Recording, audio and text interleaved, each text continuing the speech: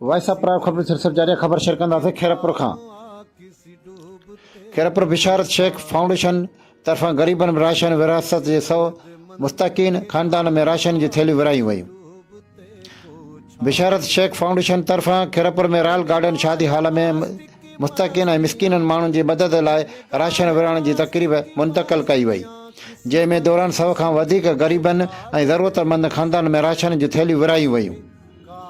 उन मौक़े ते बिशारत शेख फाउंडेशन जे टीम मेंबरान बिशारत शेख मुजीब रहमान, गुल अहमद, परवेज़ अहमद, बिशारत रसूल पंहिंजे हथनि सां मुस्तकीन माण्हुनि में राशन विरायो।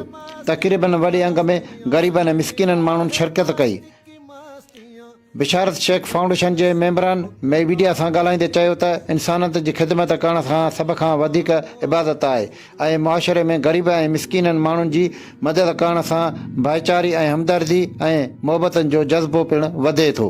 हिननि चयो त बिशारत फाउंडेशन शेख जे मुस्तकीन ज़रूरतमंद माण्हुनि जे हर मुमकिन मदद करण लाइ तयारु आहियूं।